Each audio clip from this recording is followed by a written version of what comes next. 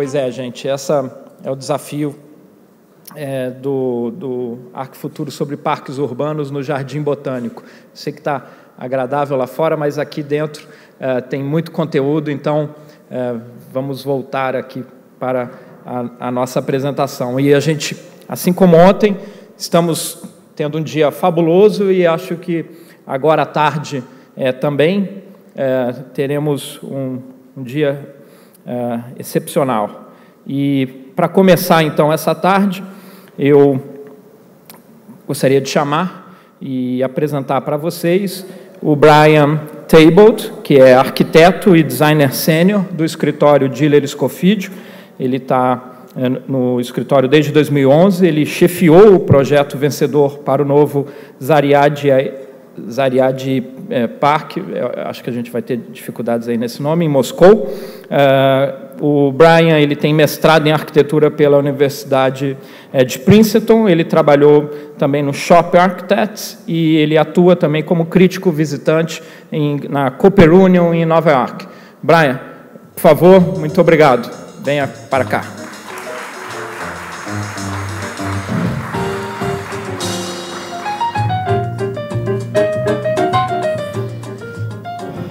Hello. So I wanted to thank all the conference organizers for having me. It's a great honor to be here, and as everybody's been asking, it's my first time in Rio and in Brazil, and it's been really great to see the city so far. So the main topic today is going to be the Zaryadye Park in Moscow that our office won a competition for about a year ago. But I wanted to show a few other projects from the studio to kind of talk about what the ideas were that sort of are continuation of research that has been going on in the studio even before I joined the studio, and how the park maybe can fit into that context. So the first is something that I think most people are somewhat familiar with, which is the Highline Park.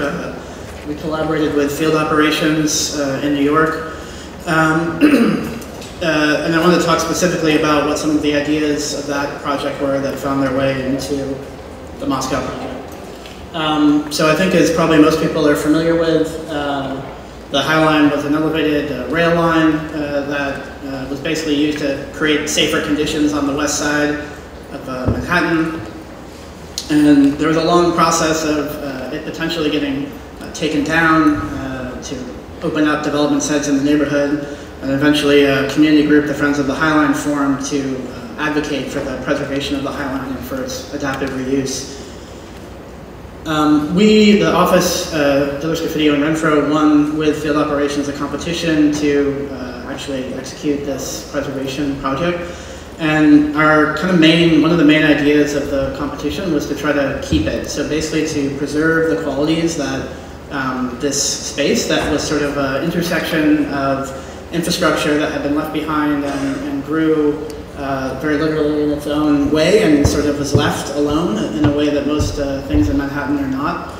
And so the idea was, how could we sort of bring people up here and create usable and accessible space, but keep this quality of a kind of found space that had its own ecology and own sort of place within the city that was unique.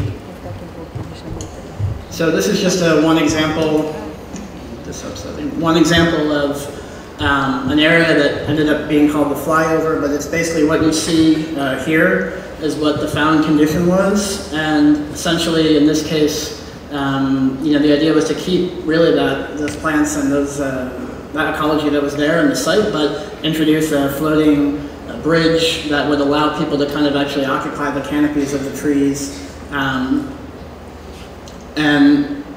working with how could we take the kind of found plants and plantings, because it was basically a unique ecology that developed between invasive species that were brought on the trains that would come through from other cities and other parts of the region and get deposited on this site, and that's kind of what ended up growing over the years that the Highline was not being used. So finding a way to kind of develop a palette of plants out of that found condition, and eventually finding a way to bring people into that space. So this is something that I'll touch upon again later, but essentially one of the devices, or maybe the main device that was used to kind of create this, was this idea of agritecture, which is sort of a mix of hardscape and softscape blending on a tighter scale than you often see in parks. Because the Highline is so compact, it was kind of impossible to have big planted areas and big walking areas. Somehow the two had to blend and weave together. So that became a real opportunity and kind of the main design logic of the project. And that allowed for the integration of various landscapes as you walk along the Highline, so various kind of biotopes, again, that were based off kind of understanding what was there on the site, also developing some things that could lead to other programs.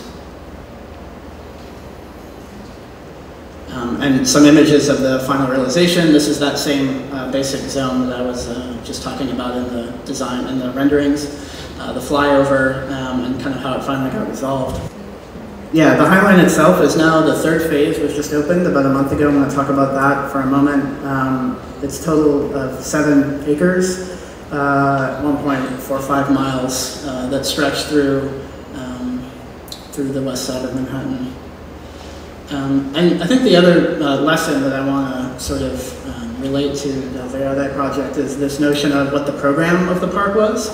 And unlike maybe some of the other examples that we've seen and probably will see later, the park wasn't really based on dense program or dense types of activities, but it was actually, a lot of the program was kind of doing nothing. Sort of the experience of being on the Highline, being in this unique place in the city that you didn't really get this perspective from anywhere else, and how could we sort of surgically heighten those experiences.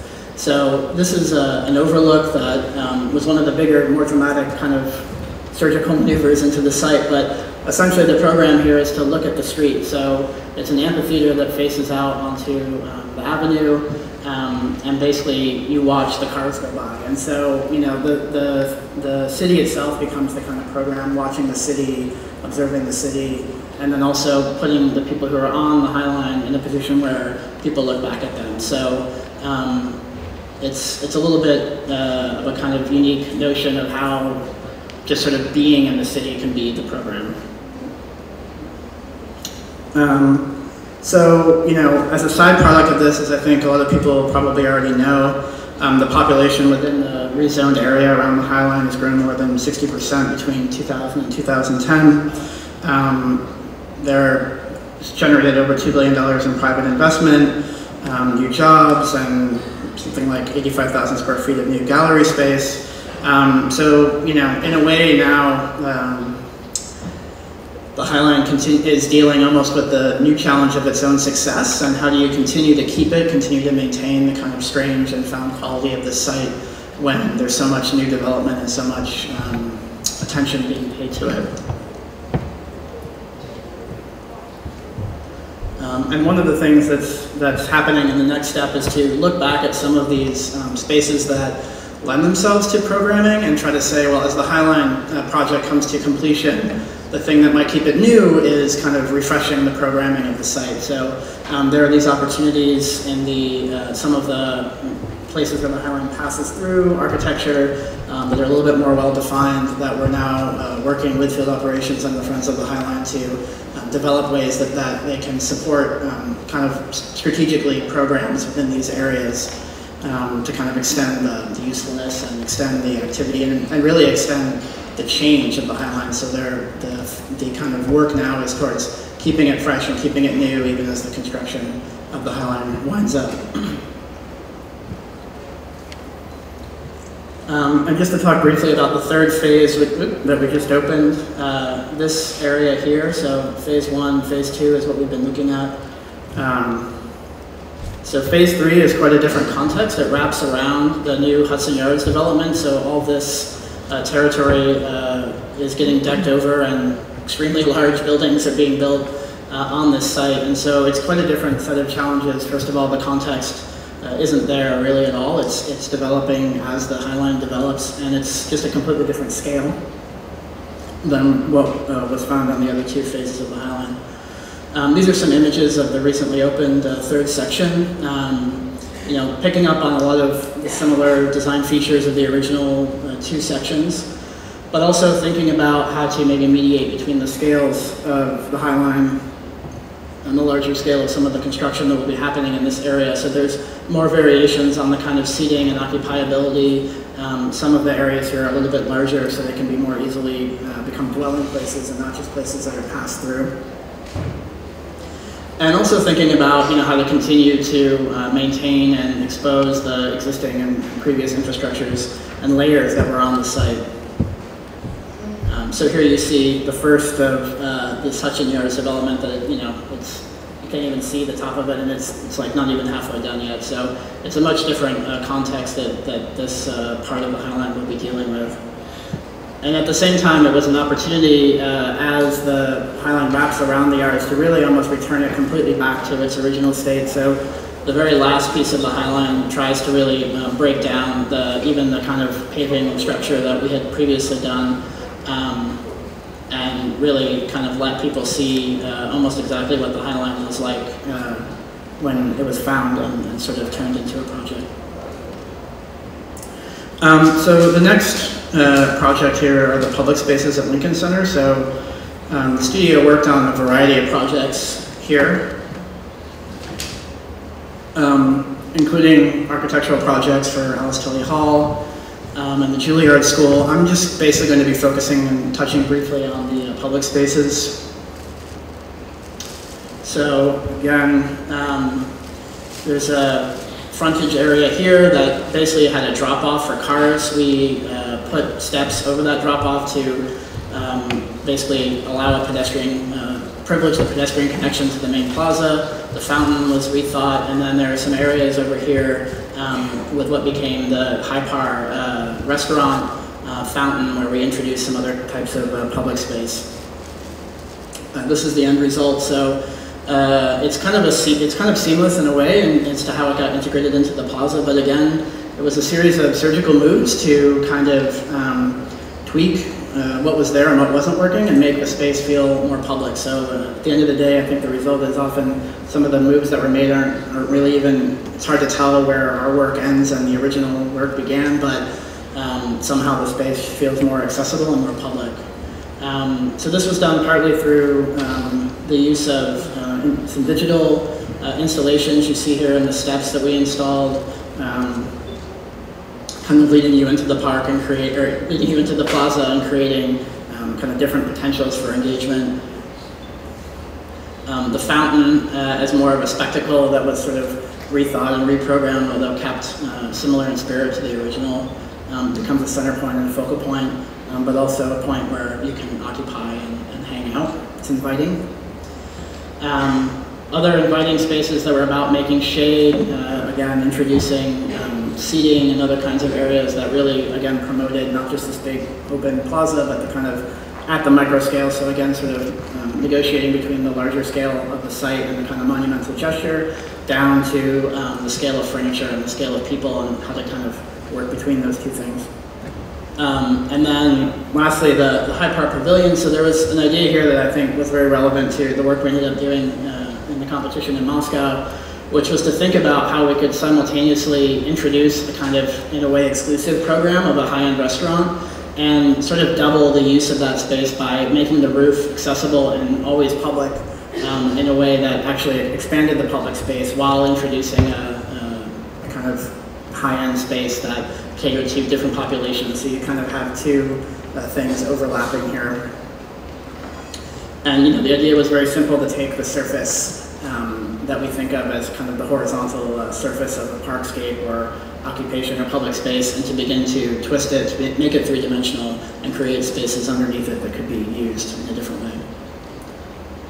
And then lastly, I think here, this is the work that we did at Alice Tully Hall, and it extended to the architecture, this idea of introducing publicness and kind of visual connectivity, spatial connectivity between the buildings and the plazas.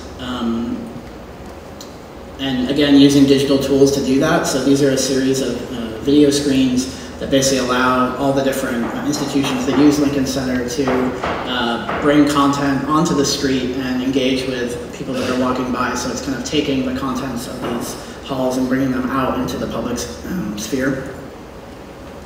And again, within the architecture, kind of the other way, introducing a much higher degree of transparency, much more inviting atmosphere that kind of let the street and the urban developments kind of come right into the architecture and into the space.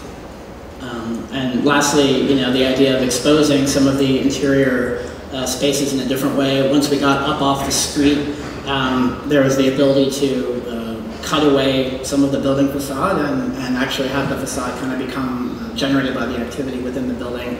But by being lifted off the street, it was kind of in a safe environment where people aren't staring into these classrooms and other spaces, but there's a real urban gesture that's being made. So the last kind of other project I'm going to show is the Museum of Image and Sound that we're working on in Rio de Janeiro on the Copacabana. So we won a competition for this project in 2009, and it was commissioned by the Roberto Moreno Foundation, FRM, to basically house collections about Rio in particular in the media, and kind of how the image of Rio has been portrayed in the media and developed and extended through the media, but also Rio's contributions to music, film, and other types of media. So again, the kind of theme here being back and forth, how can we sort of look at a found condition and begin to work from that rather than imposing a completely different logic onto the site? We often find that it's stronger to take something about the local context, the local urban condition that's special, but maybe needs to be ramped up or could benefit or could somehow interact with the program and develop the project out of that. So here we took the kind of famous paving of the Copacabana and the kind of linear public space that creates, and began to think about the building as being an extension of that space rather than making a hard line, actually continuing that public space up through the building and having that in fact generate the facade of the building. So this is an early rendering of the design proposal. So as you can see, basically the public can occupy the facade of the building, wind their way all the way up through the facade until they get to the roof. And so the building, then behind that stairway are a series of galleries that have a kind of parallel interior stair. So one can kind of either walk all the way up the facade of the building or kind of move in and out from the exterior to the interior in a fairly fluid way. The other issue that this project kind of had to deal with was its location on the beach, where of course you want to take advantage of the view. It's a beautiful, amazing view, which I'll show you some images of in a moment. But as you're all familiar with. But at the same time, the program required blackout spaces that could be controlled, light controlled. And so there was this kind of need for dark spaces and bright spaces to kind of coexist, and to support this notion that one can move fluidly back and forth. We needed to kind of find a design solution to work on that, or to make that take place. So the idea here is kind of, again, using a local idea of the Kobuko. So basically the facade, gave it away there, but the facade in the gallery spaces is comprised of a series of directional tubes that basically give certain views as you walk by of particular parts of the context. So there are some areas where the tubes are kind of pointing down and looking down at the landscape of Berlin Mark, some where they're angling towards the beach, another where they angle up towards the sky. So it's sort of cropping these different views and separating this kind of one magical view when it all comes together into its separate parts. And at the same time, it filters light and filters those views and allows for the space on the inside when it needs to have projection or other kinds of dark space to function. So this is an image of the interior. You see that screen, the Kobuko is happening here along the facade. And so again, you get this kind of presence of the landscape next to you, but it's kind of screened and allows for that separation to filter back and forth. And again, the idea that that public space really continues all the way to the top of the building, where there's a screening area, an amphitheater, that actually behind us in this image is a green roof that can have film screenings and other kinds of events, and really, captures this fantastic viewpoint. So this project is under construction now. I was just there yesterday. And yeah, a lot of the concrete work is going up. The facade systems are starting to go in. So we're quite excited to see this completed. And yeah, this is the view, actually not even from the top floor, but you can see we're on one of the exterior stairs. So this is a view that you can have without even entering the museum. Zaryadye Park. So this was, as I said, a competition that we participated in. It was a international competition with a kind of shortlisted group of 6 teams. We did this project with Hargraves Associates, based in San Francisco and New York. Also City Makers, which is a group of urban planners that are based in both Moscow and Copenhagen. Transsolar, climate engineering office that is based in Stuttgart, but now offices in New York. And also Mobility and Chain, which is a transportation consultant based in Milan. So it was really a very kind of international and diverse team in terms of what we thought the kind of issues on the site that needed to be tackled. So this is the site. It's kind of hidden in plain sight right in front of all the major kind of iconic monuments of Moscow. So it's really a kind of once-in-a-lifetime opportunity for this type of project. It's a 30-acre site, about 12.5 hectares. It's right on the Moscow River. And essentially, just a little bit of the backstory from what we understand, essentially the site was a neighborhood that was demolished in the 60s to make way for what was to be the 8th Stalin Tower. So if you're not totally familiar with that, these towers, the kind of wedding cake towers that dot Moscow that were built during Stalin's period, this was to be the kind of 8th one of these. And so this whole neighborhood was raised and foundations were built to house this huge building, and then Stalin died. So the project never went forward, and all that was there was a foundation. So what was built instead was this enormous hotel, the Hotel Russia.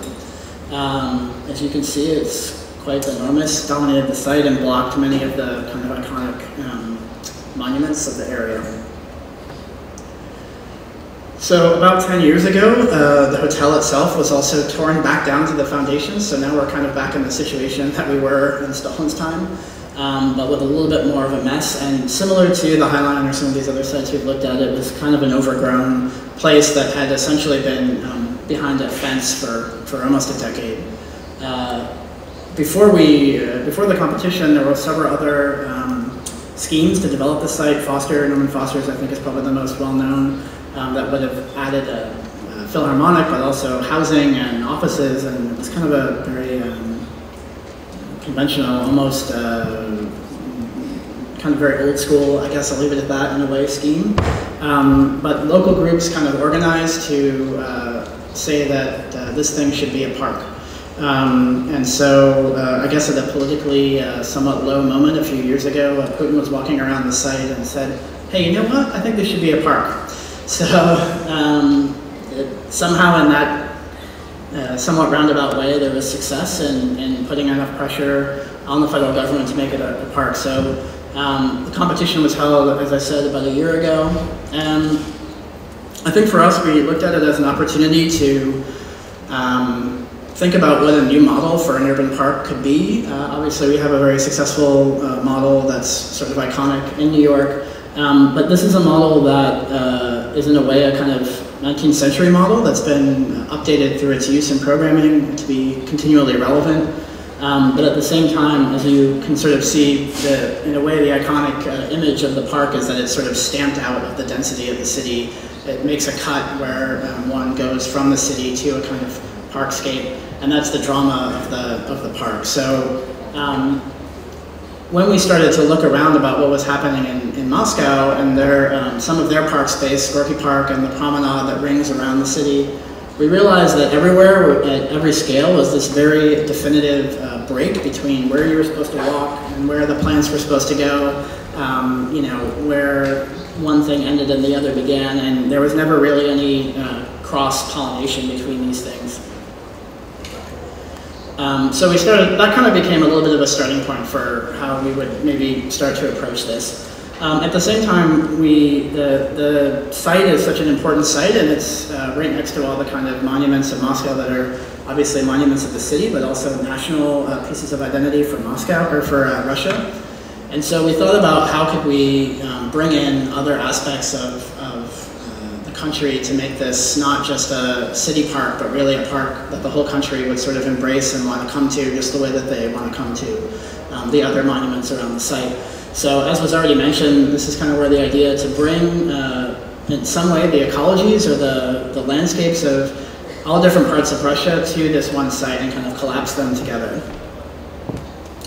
And the way that we sort of thought about doing that was to, again, it kind of becomes this edit of taking the whole country and sort of collapsing it into a continuous landscape that goes from one type of landscape to another. And so this kind of juxtaposition between these landscapes creates the new thing, essentially. So it's kind of familiar things brought together in a collision that is unfamiliar. So I think again, by this logic of kind of taking the familiar and collapsing it together in a new way, we hope to create a kind of sense of discovery that comes from walking through what we typically think of as a more natural landscape. And this was kind of the beginning of the idea of wild urbanism. So how could you sort of, again, begin to rethink that kind of opposition, those two things that seem like they're somehow antagonistic to each other, and say actually, the urban and the very wild can sometimes share these qualities of getting lost, or of discovery, of finding your own space and creating your own space. And in a way, those things aren't so opposed. So how could we begin to have them collaborate? And so we work very closely with a local plant expert and also Hargraves Associates to try to think about how these different territories would get defined via planting as a kind of first step. And we basically looked at what could grow within the normal temperature range of Moscow, how that compared with the types of flora and fauna that you would find in these kind of far-flung different landscapes throughout Russia. And we were able to kind of start by bringing plants that could kind of, plants from the tundra that would still kind of grow in Moscow, or plants from the wetlands that would still grow in Moscow, or at least we're close to that temperature range as a starting point.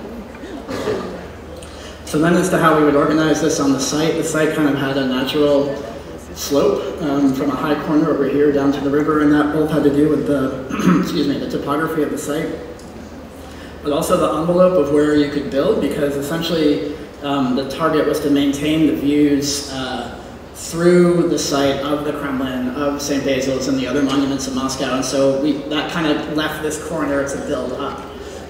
So you'll see later how we kind of accentuated that.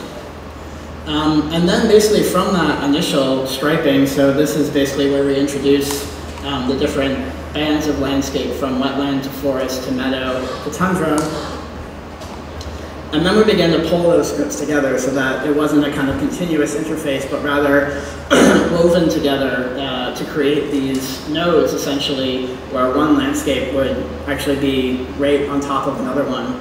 And that kind of created another major idea of the project, which is that all the programmatic spaces, all the architecture would essentially be embedded into the landscape. So we turned it into competition that it was a kind of buildingless park, and that all the landscape, much like the high par or some of the other work, would actually live within these kind of shears in the landscape.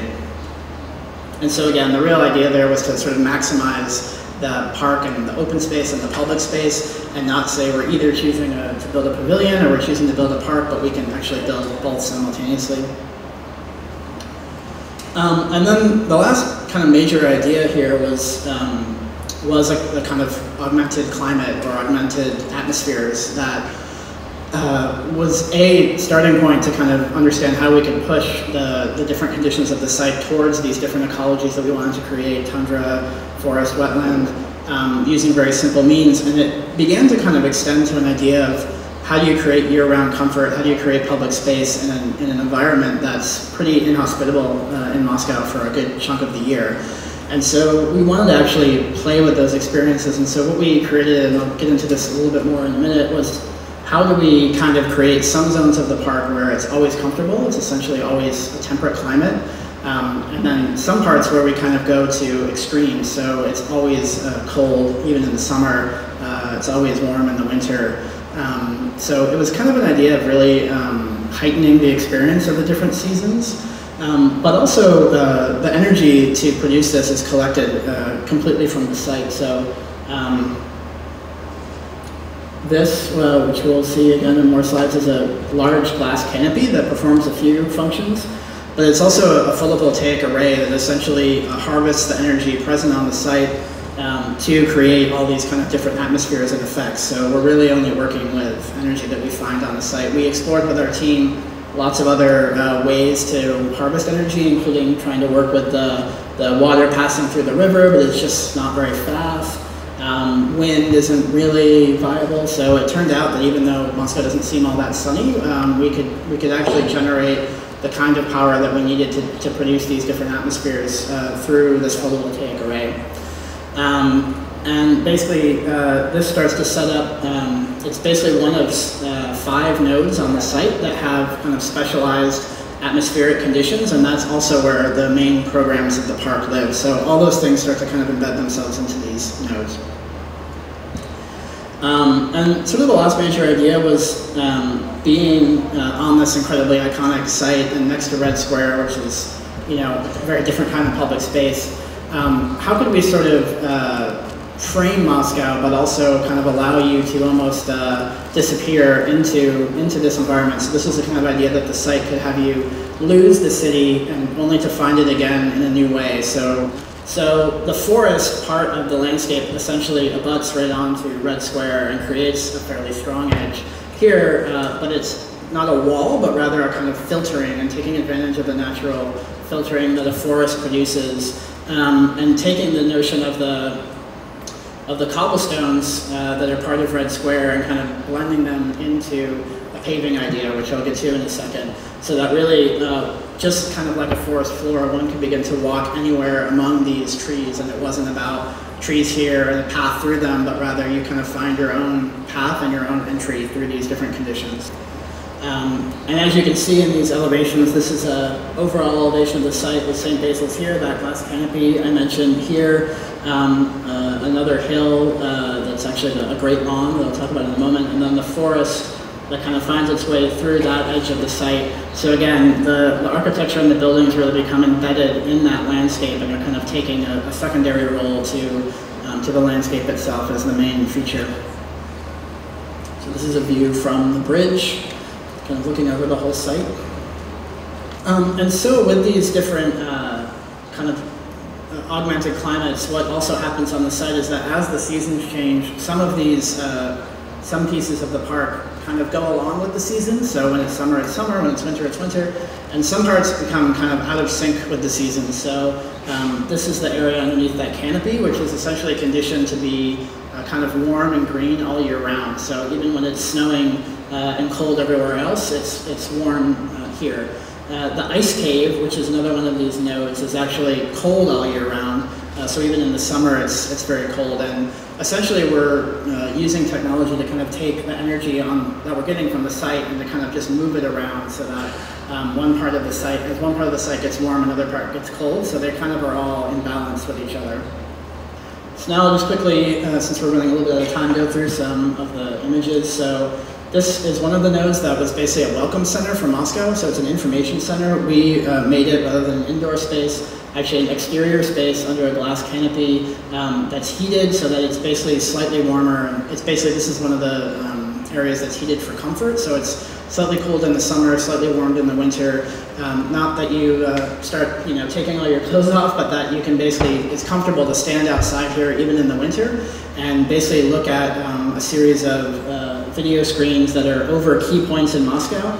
And that digitally can basically allow you to scan through what's currently going on there, what the history of that place is, and maybe what future events are. So it's a kind of orientation center that you walk around and occupy to understand.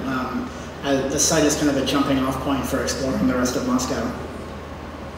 And this is kind of how it works. So again, all these nodes that have these augmented climates are created through both passive and active systems. So we get most of the way there with the passive systems, how the site is shaped. Here we're using trees to create a wind shelter. We're using the canopy to collect and trap solar energy. We're making sure that's exposed to the sun. And then basically the last step is to use a radiant slab system to heat the floor and produce direct radiant heating that kind of takes you the rest of the way of feeling comfortable in the space. Again, this is kind of another diagram of how that whole system works. So it really is something that all the different nodes that heat and cool are kind of part of one system, and it's essentially moving energy around the site. So this is kind of the sustainability logic, that it's harvesting energy that was already there, that's kind of flowing through every site, and kind of treating that as a democratic resource that is essentially free once you build the infrastructure, and can then be moved around the site to create these different experiences throughout the year. And a side effect of that is that basically we anticipate that the programming of the park can be kind of expanded based on this model, so that in the winter you can have sledding and skiing, but at the same time in the warm areas you can have outdoor space that is comfortable to relax and other kinds of events that you would normally only be able to have in the summer. So there's also a kind of programmatic doubling that happens in the project. So a few more images. You're seeing back here that Moscow Now Welcome Center. This is a canopy over the wetland area. Here's that large glass canopy in the background. This is a restaurant cafe that's, again, under one of those nodes that has a wood frame roof that lets light in, a large fireplace. So again, this is kind of about creating a warm space in the winter with a panoramic view of the site. It's also embedded in the landscape like the other nodes, again, using passive and active means to warm the space. This is the great lawn or great meadow that allows for really, frame some really great views of Moscow. At the same time, it allows for some of the big, open, active sporting programs that could happen in this space. And this is the view from inside that glass canopy that I mentioned earlier that also contains the photovoltaic array. So again, this sort of frames a postcard view in a way of Moscow. So the idea being you kind of go down into the site, you're in the forest, and eventually you come back out on this artificial hill. And as you move up through, we're basically using the natural convection of heat rising through the space, and so it's essentially a greenhouse with no door. So there's no partition here, but essentially by controlling the geometry, we trap heat up at the top of the canopy and keep that space warm all year round, and then again augment that with some radiant systems. But most of it's kind of done again through trapping heat with the glass, and there is a ventilation system that's part of that picture frame view, so that if it overheats in the summer, it can be ventilated to come back to a comfortable state. So you may notice here also part of the program that we weren't asked to design, but we were asked to site and locate was a new Philharmonic. And so essentially we proposed that it be located underneath this artificial hill. So just like the rest of the program, it would be embedded into the landscape. And so essentially when you're walking up on this canopy, you're walking up on a Philharmonic program. Since we weren't asked to design it, we kind of wanted to propose a way that the hill could be built almost as a shed that other buildings could be inserted into when they did decide how they wanted to do the Philharmonic. We also wanted to include outdoor public space so that even if they built this part before the Philharmonic was built, it could still be a performance space that was covered by the canopy, sheltered and usable for longer parts of the year, or a longer duration during the year. And then this is an image of the ice cave, so kind of the inverse, the part of the park that's always cold. And essentially this becomes a kind of place to reject heat from other parts of the park, and then kind of energy is stored here during the winter. So we thought of this as kind of primarily it would be a real advantage in the summer, but in the winter it's kind of a super season that's even colder than everything else. So that experience of making it even colder than one of the coldest cities. And again, similar concept here of, in this case, welcoming in winds and cooling it passively, and then adding a kind of radiant chilling system. So this is the Great Lawn in the winter, and this is the image of the same space in the summer. So again, and here you're seeing the canopy of that restaurant embedded in. So again, in the summer, things like the tundra, the ice cave become more of the contrasting experience, whereas in the winter they begin to kind of blend into the landscape. And we kind of picked up on some of the logics of the architecture from the High Line, and we wanted to extend that into a more three-dimensional environment. So we worked with Hargraves to develop a similar kind of logic of a paving pattern that allowed for a kind of continuous gradient between hardscape and softscape. And that helped with everything from controlling water flows, controlling other kinds of drainage, and also then just creating areas that were planted on the site and areas that would take the abuse of people walking over it. So you get this kind of experience of being able to walk through trees, through plants without damaging the soil underneath. So it was this idea of the park being kind of pathless, and pathless in the sense not that there were no paths, but that almost there were so many paths and so many ways to go through the site that you could make your own choices and make your own discoveries. So this is the wetland. So I'm running out of time here, so I'm going to kind of jump ahead. This is a bridge that goes over the river and gives you a digital kind of analysis of the skyline and what you're seeing. This is sort of the overall image of the park. There's also a lighting strategy going on that I won't get into. And where all the programs were embedded. There's also there's a museum. We suggested the idea of an education space for parks that would allow people from all over the world to come and participate in dialogues about park management. We thought that was important, even though it wasn't part of the original program. There's a huge parking garage, the Philharmonic, as well as temporary exhibition space, and restaurant and cafe space. So just one last quick thing is, we've been working basically for the last year since we won the competition with the Moscow city government and with the city architect of Moscow to understand how do we get from these images to the reality of building this park. And so that's very much still in process as we try to figure out the kind of best strategy of collaboration. In the meantime, we were invited by Sergei Kustisnov, the chief architect of Moscow, to participate in Moscow's pavilion at the Venice Biennale this summer. They wanted us to do something about the park. They were putting together some images and some of the panoramas, and we had a courtyard space, and we said, well, hey, why don't we actually try to build one of these augmented atmospheres and almost use it as a laboratory to test how it works, how people interact with it, and kind of what the effects really are. So this was the courtyard that we were given to work with, pretty simple space.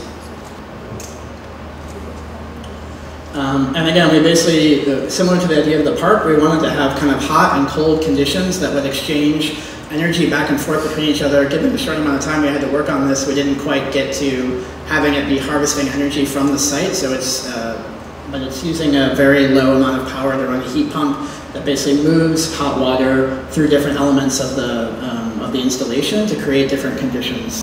These are some of the drawings. So essentially we're using a system of walls and a system of benches that kind of play off the paver system that we developed for the park. So this was kind of our initial proposal.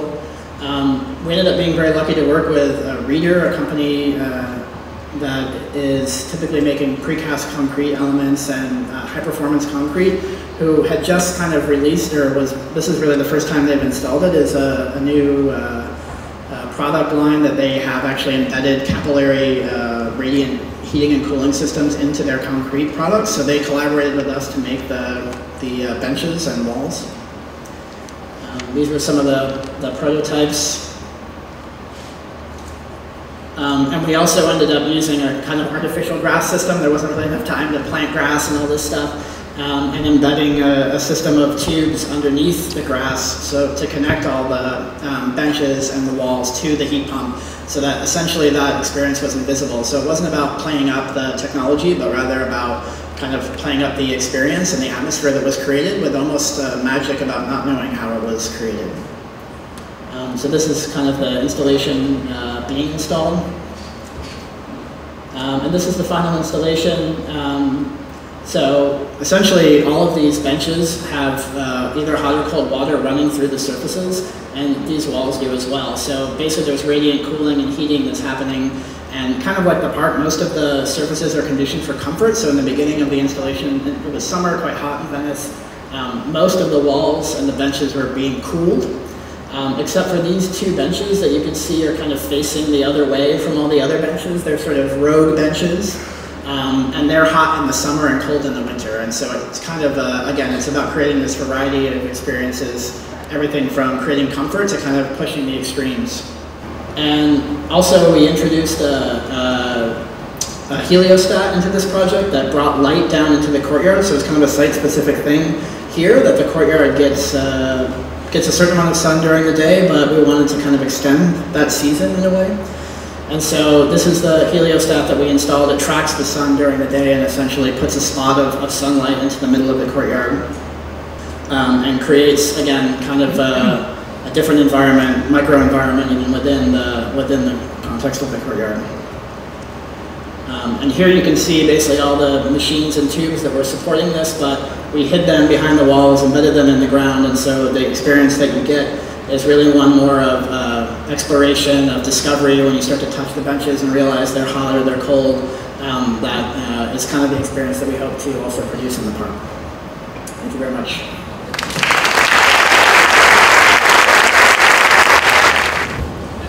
Gente, eu vou mediar então essa conversa aqui com o Brian. As perguntas por escrito, por favor, estão sendo coletadas. Então eu vou começar. Brian, obrigado pela sua apresentação. Nós temos, nesses dias, nós temos conversado muito sobre conservação e gestão de parques urbanos e parques naturais. Eu gostaria de saber, a minha primeira pergunta, de que maneira esses aspectos de gestão, conservação, manutenção apareceram para vocês como designers? Certainly. So one partner that I didn't mention is actually the Central Park Conservancy that we worked with a little bit as part of our team to try to provide ideas. We worked with Doug Blonsky there to the park as to how, and he's basically spent some time in Moscow and trying to understand that their management systems there are basically very underdeveloped. They don't really have good or well-developed ideas about that. So again, the kind of introduction of this school and the kind of notion that the park could become a place that would need to be managed, but also could be a kind of place where knowledge about park management could be developed, kind of like a lab, and could be distributed to other parts of the country, so in the other parts of the city.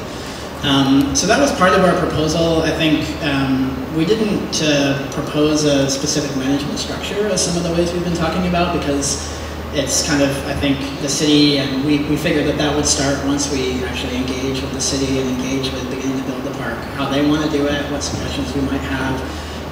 But I mean, again, the other thing I think we've been focusing on is trying to keep all these systems as simple as possible, because we know that everything stands the best chance of success if the maintenance is not a total nightmare. So the systems can't be really fussy, they can't have lots of little motors and stuff. So that was somehow this test that we did this summer in Venice, was about how simple can we make the system and see what works and what doesn't. And I'm sure as we move forward there'll be more tests and mock-ups like that, to not make it necessarily the most high technology, but to make kind of the most contemporary ideas in the most simple way that we can. So that was sort of our contribution to it, and I think we'll continue to figure it out as we move forward. A minha outra pergunta é talvez um pouco mais técnica, mas e até a gente olhando o projeto, a minha sensação é de percepção de certa nossa vantagem competitiva pelo fato da generosidade da insolação que nós temos. Achei muito interessante o mecanismo de captura de energia solar, mas também sabemos que no inverno essa irradiação solar ela é fraca e de baixa intensidade. Que solução vocês buscaram então para que esses painéis solares de fato produzissem a energia necessária durante o inverno? Yeah, it's a good question. So again, we work with our climate engineers, Trans-Solar, and one of the things that we work with them often, and the first thing that we end up doing is kind of an analysis of the climate, and in order to kind of often overcome the expectations of the place that we had. So a lot of times a place that we think of as being cold, we assume and dark, and we assume it's always like that for the whole year, and that's kind of how we think of that place, or we think it's always warm. And in fact, when we sort of did the analysis, there was, over the course of the whole year, there was really enough solar energy, like even being conservative about it, to run the systems that we started to propose. And we basically started with the amount of energy that was available, and then worked from there to think about how far we could go with the climates. But it does rely on kind of using the system holistically. So, you know, it stores energy during the times of the year that it has more sun. It uses that in different ways in the winter. And so certainly the system will be harvesting more energy in the summer and then kind of using it over the course of the winter, which is why it was also really important to have these passive systems and that the design of the kind of geometry of the spaces themselves. And so I didn't talk about this a lot, but a large part of why all the shapes are the way they are is to create sheltered areas versus exposed areas, covered areas, and so that the energy that we actually have to input is only to kind of deal with the most extreme situations. I think one other point is that the climates, it's not about necessarily making a day that we have here in Rio today in Moscow in the middle of the winter, but rather about maybe warming it 5 degrees, 10 degrees, so that you feel the difference. So the way we experience environment and temperature is relative. It's relevant to our bodies and the way heat or cold is coming in and out of our bodies. And so by kind of affecting certain strategic small changes, they can feel like a big effect. So we were also kind of calibrating it that way to use the least amount of energy to produce the kind of maximum sensation of warmth or cold or relative to what else was going around. Muito bem. Como você mostrou, o escritório tem ampliado a sua atuação em outros países e em outras culturas. Sei que o nosso foco aqui é parque, mas você também mostrou o Museu da Imagem do Som. Então, eu queria saber como é que o escritório pensa e procura atuar à medida que essa atuação em outras culturas precisam ser observadas. Vocês, no caso de Moscou, trabalham com especialistas locais. Além da dimensão técnica, existe uma dimensão comportamental, especialmente em espaço público. Como vocês analisaram esses aspectos, esses detalhes e incorporaram no projeto? Yeah, that's a great question. I mean, again, I think our studio really tries to operate, and I'm, you know, benefiting from showing you work from other people's work in the studio in a way, but the principles of the office, both the kind of method of operating and the actual people who are the partners, are to really look closely at whatever context we're operating in as a kind of first step. So, you know, there are commonalities between our projects, and that was some of what I was trying to show today, things that are flexible and solutions that can kind of perform in multiple ways.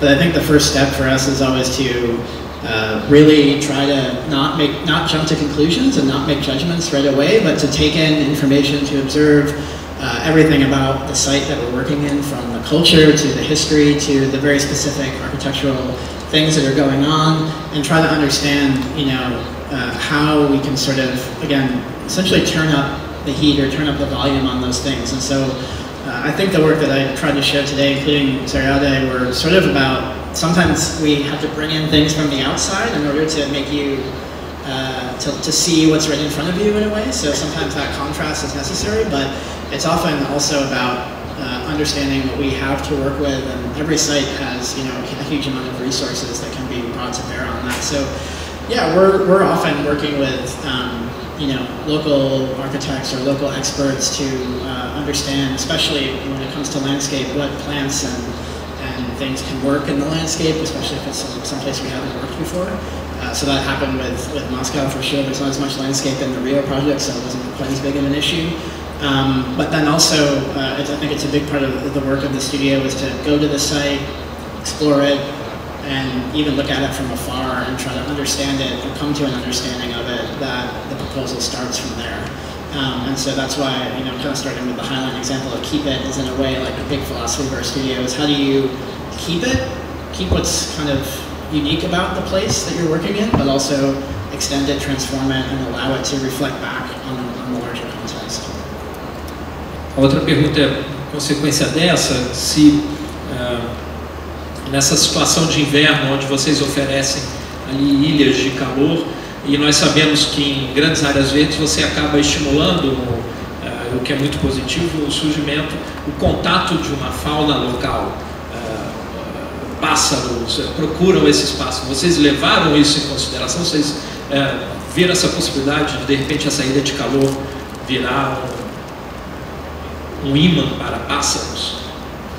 Yeah, I mean, I think those are the kinds of effects that we're most excited to explore, because we don't really know. I mean, that's kind of the edge of the project that, you know, you can sort of explain the idea, but then, yeah, exactly how does a piece of land that's fairly large, that's somehow warm all year round, like, do the trees actually need to have a cold season in order to sort of reset? Yeah, I mean, a lot of them do. How do animals interact with that? That's a big part of the project that I think we're excited to explore and try to understand, and it's kind of the next step in a way when we really start continuing the design. Will be both to refine the kind of geometry and layout of the site to really set up the best passive conditions, but then also immediately we need to start working even more with local groups, and yeah, bringing in fauna is a big part of it that I think we didn't focus on a lot in the competition, but trying to understand what those effects will be, I think are, you know, will be critical. And in a way we're going really beyond what is, I guess, typical in Moscow. Our local, we wanted to, you know, use these sort of native species and plants from different areas, and our local expert at first would only give us like very, very beautiful trees, very formal shrubs and flowers, and we had to kind of like ask several times, like, no, we kind of just want like, you know, weeds right away, or what you would find in a forest, to mix in with also those specimen trees and really start to create a multi-layered ecology in the site. So yeah, I mean, I think all the kind of side effects and byproducts of that are things that we're excited to leave somewhat open-ended, but we also want to start to understand better what kinds of situations that we're setting up. Eu tenho algumas perguntas, Brian, sobre custo da obra. Eu queria então aproveitar e te perguntar sobre isso, qual é o custo total do projeto e que fase o projeto está, e até onde vai o acompanhamento do escritório. Obviamente o escritório está à frente do design, mas há um compromisso de acompanhamento e de observação posterior à obra, de pequenas correções que sempre podem acontecer. Yeah, that's another great question. So the budget that was given for the competition was $80 million, $80 million US dollars. Again, we worked with cost consultants and things to be able to feel confident that what we were proposing would work within that budget. Of course, you know, there are global things going on now that may affect what that budget ultimately ends up being, but what you saw on the screen, that's about what that is targeted to be, and that doesn't include the Philharmonic, which would be a separate project. As far as where we are now, as I kind of mentioned in the beginning, we've been basically working with the city, particularly the city chief architect's office, closely. It's a big project that's gotten a lot of public scrutiny, and they're moving forward very cautiously, I think, to try to do things in the best and fairly transparent way possible.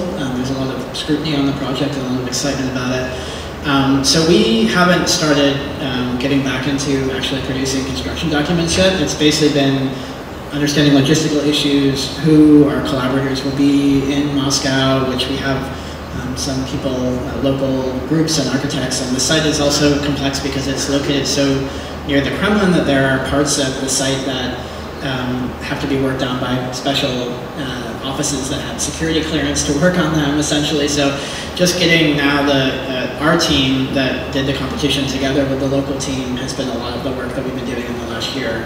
So it seems like a long time, but getting that set up right, we feel is really important to the success of the project. As far as going back and checking the systems, I think that's a great question. We're certainly making the argument that our team needs to be involved for as long as possible in a way, not we don't necessarily have to be, having someone living on site every day, but to kind of do exactly that, so to test these systems and understand them. In a way, all the systems that we're proposing have been somewhat, tested and used before and used successfully before, but not sort of at this scale and in this combination. So really it's to kind of understand the unexpected things that happen. And like I said, I think that's why we took this installation in Venice this summer at the Biennale as an opportunity to kind of make it an experiment and actually observe how it worked on the site, which we were able to do when myself and my colleague Tim Chacon were there, and the partners from the office came, and then we were there for about a week in the beginning, and then our partners from Transolar in Europe were visiting it a couple times over the thing to kind of see how it was working, how people were interacting with it, what they were understanding and what they weren't. So we'd like to continue that when the park actually gets developed as well. Brian, outro aspecto que nós temos falado nesses dias é sobre relação entre sociedade civil e estruturas governamentais. A Rússia hoje vive um momento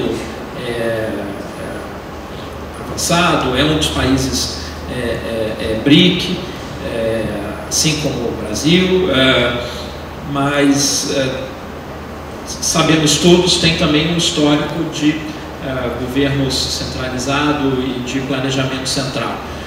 Como foi na experiência de vocês esse contato então com a esfera pública? O projeto é liderado pela prefeitura, né, pela municipalidade local, mas como se deu esse contato? A figura do cliente era bem clara e o que desejava o cliente, e também, por outro lado, se houve momentos de contato com a comunidade local. Yeah, so the competition was organized by Strelka, which I may have mentioned, which is a local architecture and urban institute in Moscow. And so the competition brief was quite thorough, actually. It was a very, we thought, a very good and clear competition brief that asked for a lot of things. And so we knew from the beginning the project would almost be an issue of how do you offer that complexity without having it be overwhelming or overly complicated. So I think there was a lot embedded in there, and we've actually, one of our partners, Citymakers, has been working, and actually Mobility and Chain have been working in Moscow for a long time, with local advocacy groups, doing small urban developments, and so we were able to somewhat leverage that knowledge of what people were looking for out of this park. There wasn't a direct sort of forum with the public yet. We're hoping that could happen or may happen more. There's certainly, there actually is a pavilion that the chief architect's office erected on the site that's kind of an information pavilion about the project, and that hopefully will be a two-way street of getting input as well. I don't think it's going to be the kind of community board process that we have in New York or that kind of thing, but we're basically, I think for us, not knowing what the participation was going to be, we wanted to make a design that was basically, the design itself was open to participation, and I think that's where this sort of pathless idea, this notion of, wouldn't it be great next to Red Square to essentially have a forest and have the kind of discovery and exploration that could happen in the wilderness. And so the idea that this would not be a kind of formal, tightly controlled landscape, but that in fact it was open to many possibilities was, I think, a really important premise of the park to us. So rather than trying to hear everything that people want now, it was more like creating a situation that could be, as the people of the city and other place visitors use it, they can sort of develop their own ideas about how it gets used. So it's kind of a delicate balance to have the program and enough support in the space that people want to go there, but at the same time that the experience can be created through the life of the park, and it's not predetermined from the beginning what it should be or what people should be doing, but there's a certain amount of invention and discovery that will be part of the experience. Brian, outro aspecto que eu achei interessante na sua apresentação foi o rápido comentário ou crítica inicial que você fez ao entendimento que permanece ainda do espaço público e dos parques urbanos como uma manifestação de uma ideia de urbanidade do século XIX. Ou seja, uma visão, de certa maneira, romântica do espaço público. Você mostrou imagens até de a ideia da natureza controlada. Eu queria que você falasse mais sobre isso e como o escritório, em diferentes situações, trabalhando com espaço público, no Highline e no Zaryadye Park, enfrentou esse desafio. Sabemos, por exemplo, e é até um fenômeno, uma pesquisa recente, acho que, se não me engano, com nova-iorquinos, jovens, que preferem o smartphone a ter um carro. Ou seja, que discussões vocês fizeram, ou que vocês mantêm no escritório, sobre a relevância e pertinência do espaço público no nosso contexto atual, olhando para o futuro? Yeah, that's a great question. I mean, I think that's kind of why I wanted to show some of these other projects to start with, is because it really is an ongoing research, I think, project in our studio of what is public space for at least the 21st century.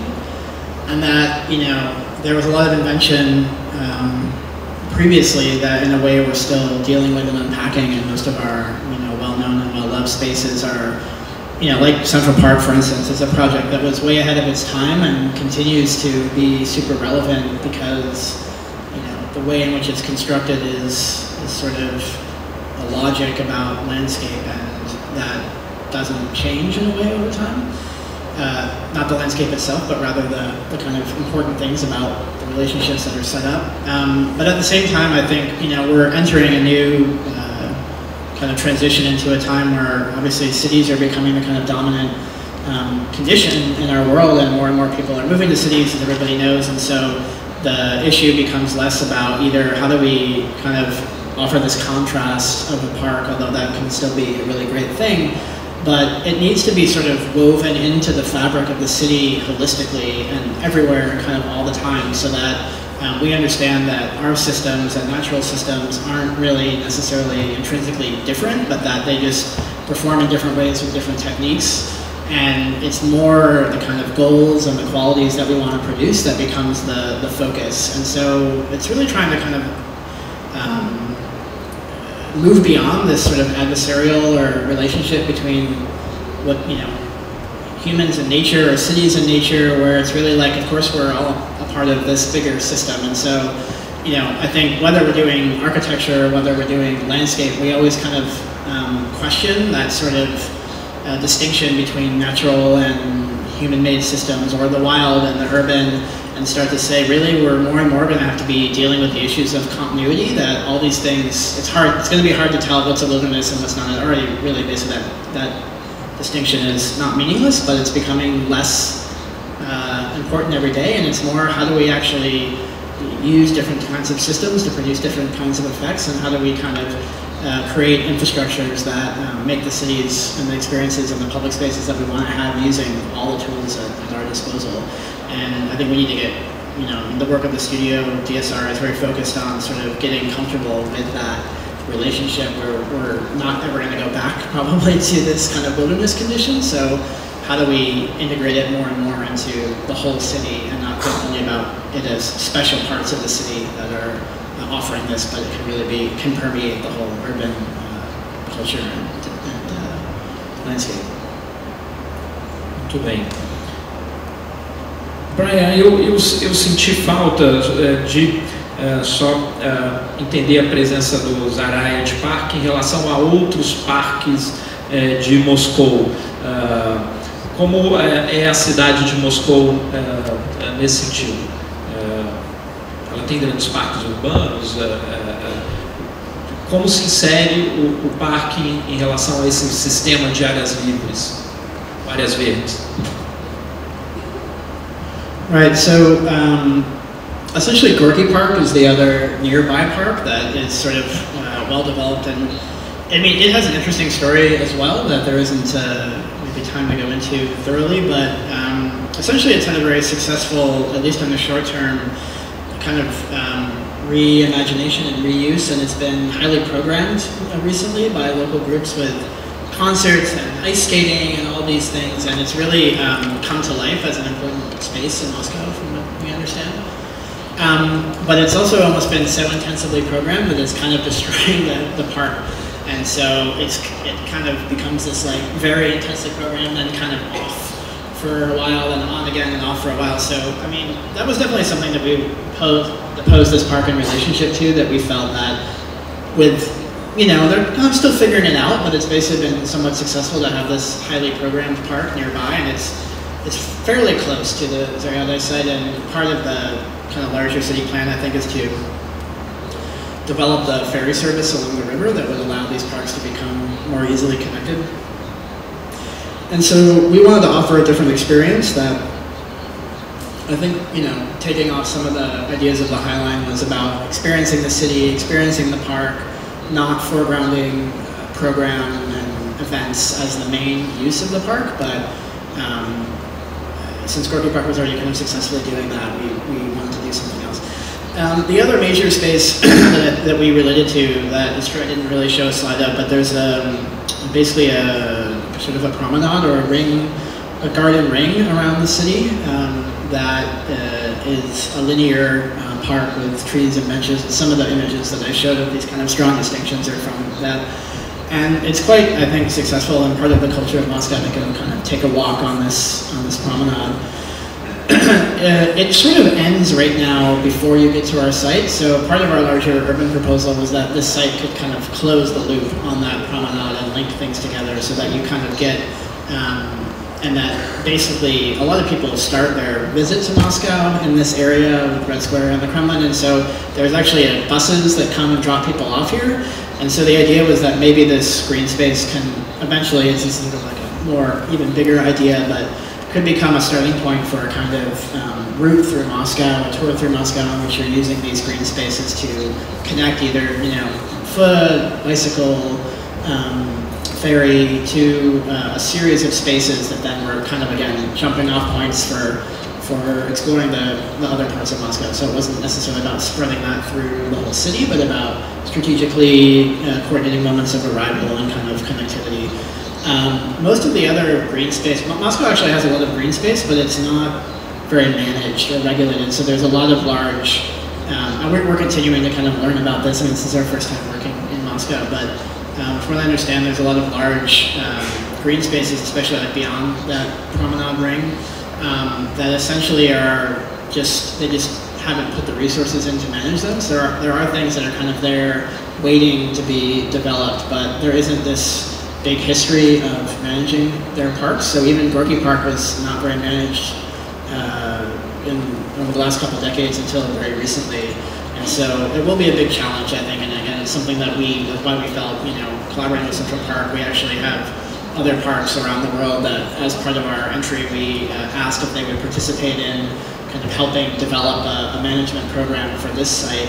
And it seems like a really big opportunity to kind of bring you know, techniques that have worked in other parts of the world to Moscow, and hopefully create the conditions where urban green space is even more sustainable in the city. And I think that would be a really great outcome of the project beyond its immediate goals. Muito bem.